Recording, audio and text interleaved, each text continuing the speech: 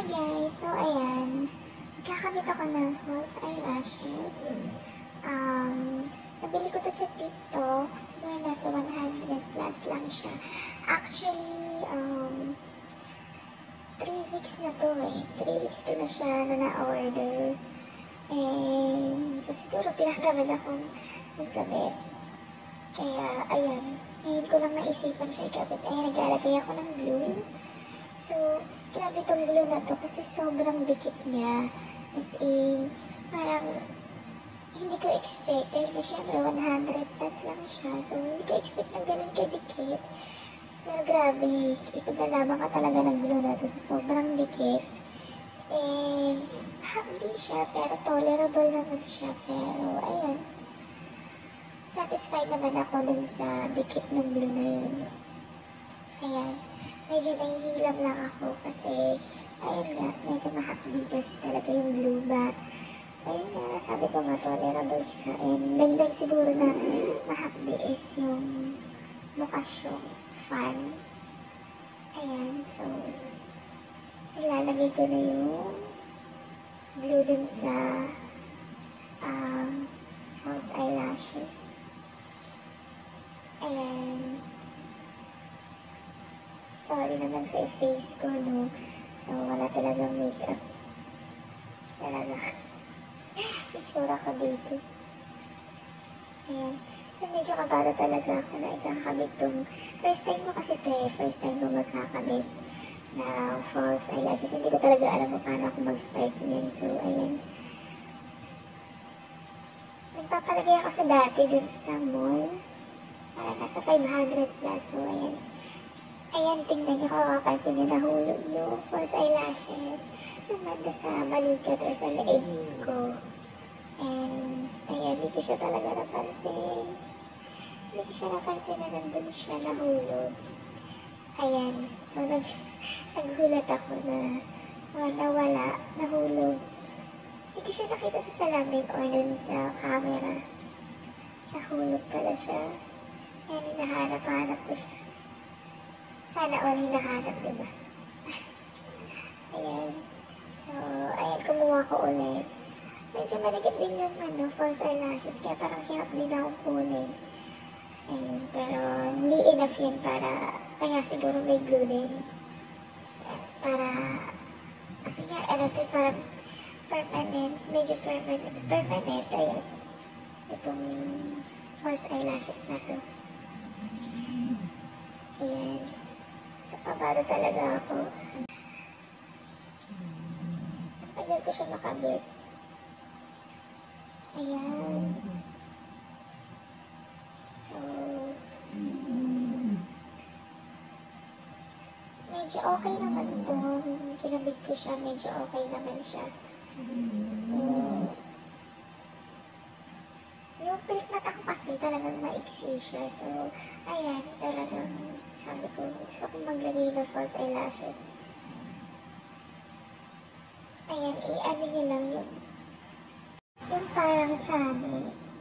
Ayan, so, parang idikit-dikit nyo lang siya gamit yun, yung parang channel.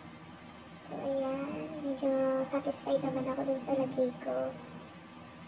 And ayan, hinahanap ko pa rin talaga kasi nanghihinayang ako eh. So, ayan, pero ayan, medyo okay naman yung pagkakalagay ko.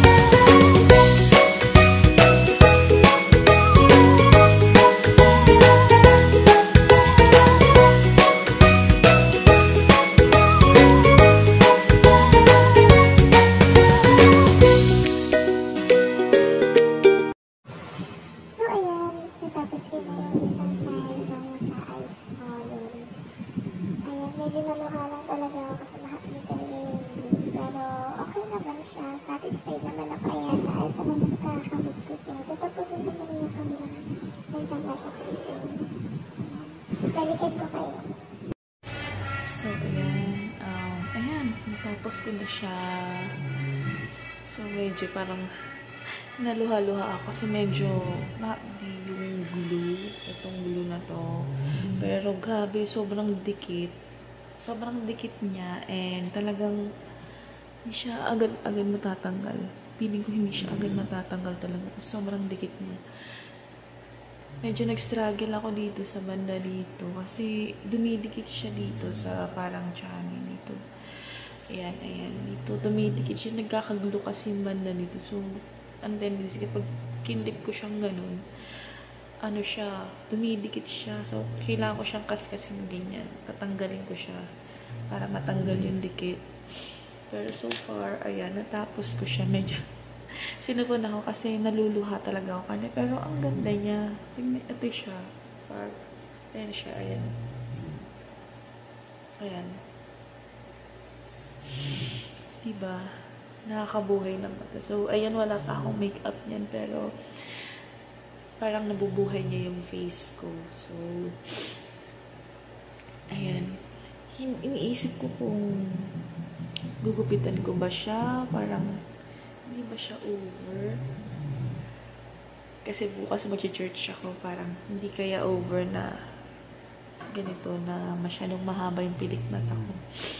Masyado siyang pansinin. Gusto ko sana yung ano lang, yung medyo maigsi lang. Hindi ko, ato kasi 12 pala to, 12. So, ayan, 12 siya. Hindi ko ano kung kita niyo. Ayan, 12 siya. So, kanina, pagdating namin, umalis kasi kami galing, ano sana ako ng brace, papa-adjust, kaya lang maaga pa lang nagsara yung dentist ko, hindi ako nakapag-chat na ganun, napupunta ako. Pero yun nga, sad, nakakasad kasi yun nga, nakapapa-adjust na ako. Pero ayan, sa Monday nila. Pero ayan nga, natuwa ako sa pilik mata na to. Sa tingin ko hindi siya totally human hair. Parang I don't know, aesthetic ba tawag dun? Basta ganun. Hindi ko alam. Pero so far, maganda naman siya. And natutuwa ako. Parang feeling ko bibili ako. Pero mas maigsi na siya. Hindi na yung 12 na haba niya. Siguro mga 10, ganun. Or 9. Pero yan.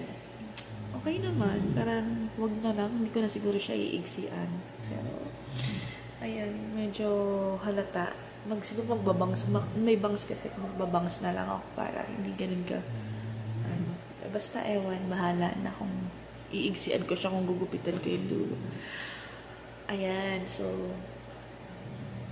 inalagay ko na lang dyan sa yung link ng kung saan ko ito nabili sa TikTok. And mura lang siya, nasa 100 plus lang. So, ayan, nakakatuwa, natutuwa lang ako.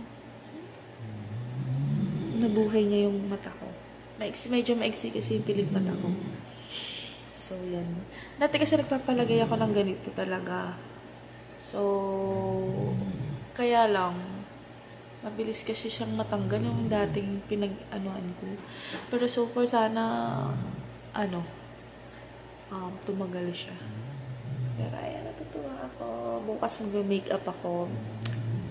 Feeling ko mas mabuhay yung sa face ko. So, ayun lang. Sana nag-enjoy kayo. Tulog siya.